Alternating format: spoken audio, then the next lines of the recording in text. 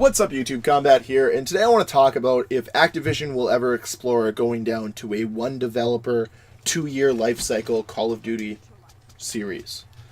We've seen in the past that this 3-year life cycle just really hasn't worked out. You know, I think Call of Duty 2017 will really determine the future of Sledgehammer, and if their game is good, I think, you know, maybe we pump the brakes on this idea, but track records and past performance is what I'm going off of for this video, because Infinite Warfare, you know, and I played it a little bit more this weekend, that game is just, it's not enjoyable.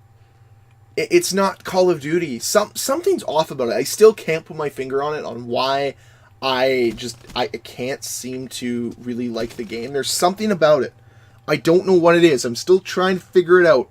That game in its fundamental state and down to the core just isn't good. It's just not a good Call of Duty. I don't know what it is, but everything put together just does not work, and it's not good. But then I go back and play Black Ops 3, and I'm like, oh, this is so much fun still. You know, I can go and I can play, and sure, things infuriate me. Sure, I don't like the specialist streaks, but it's still fun. It's still enjoyable. It's still somewhat decent. But playing other games, I'm just like, this isn't very good. This just isn't that good. So it got me thinking, because I was playing a little bit of Infinite Warfare, a little bit of Black Ops 3, that maybe we explore the option of just having Treyarch work on Call of Duty. And then you can have, you know, a team of Sledgehammer or whatever work on just the DLC for that game.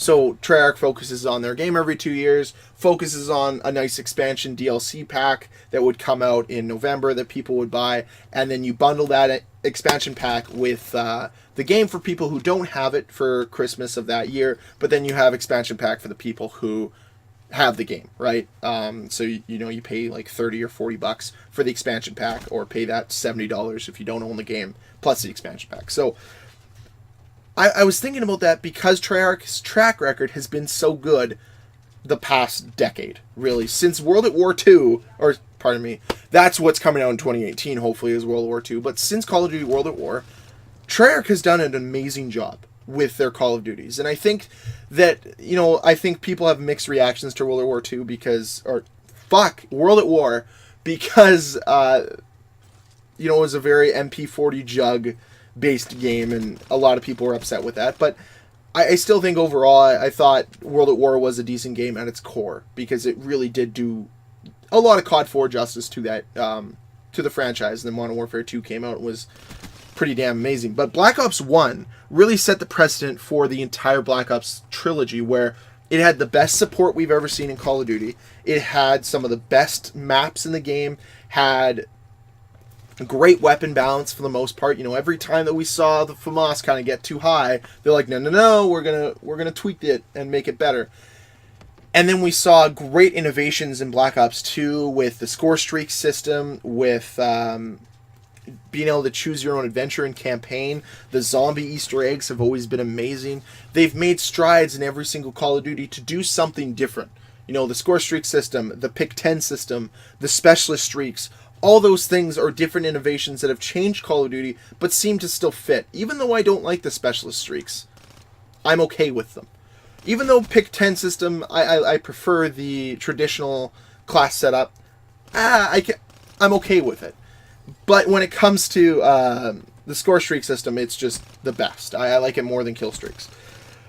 Either way, I think Treyarch has done the best job over these past 10 years than any other developer. Sure, Infinity Ward has done well at times, you know, with Modern Warfare 2 and COD 4, but the recent fuck-ups, Infinite Warfare and Ghosts, has made me think that maybe they're not cut out, this new team, to make Call of Duty. That they don't know what the community wants. And I think Treyarch has done an amazing job. And really, think back to Black Ops 2. That was when Call of Duty competitive, you know, the competitive Call of Duty scene was at its peak and at its best. And there's just been something off with that scene for a while now. And because of that, it makes you wonder, is anyone else really fit enough to make Call of Duty? Are they made out to make Call of Duty anymore? And I think Call of Duty 2017 is going to determine a lot of what we see for the future of Call of Duty. But regardless of that, if track record proves anything, I think Treyarch should be given the reins fully for Call of Duty. I don't know. Maybe I'm wrong. Maybe I'm crazy. Maybe I'm Treyarch fanboying. But from what we've seen from Call of Duty to Call of Duty to Call of Duty to Call of Duty that we've seen from Treyarch, they do the best. And comparing it to the other Call of Duties on the market, they do the best. I think Black Ops 3 has been the best Call of Duty we've seen on the next-gen consoles. It's been the best Call of Duty that we've seen in the last 4 years. And I don't think it's a coincidence that it's Treyarch. It seems that the people there really do care. I'm not saying that the other developers don't care. I just think that Treyarch cares a little bit more. Their fans matter. Their franchise matters a little bit more. I think that they're a little bit less... I think they're a little bit less influenced by Activision than the other developers are, because I think Activision is in the back pockets of the other ones because, you know, it's like, well, we're keeping you around, so you better listen to us. Whereas Treyarch's like, we kind of make your games the best they can be, so we're going to go our direction with it. And I think that's why we've seen such balance come out of their supply drops. Even though I don't like supply drops, I think Treyarch and Black Ops 3 did a pretty good job of making sure everything was balanced coming out of them.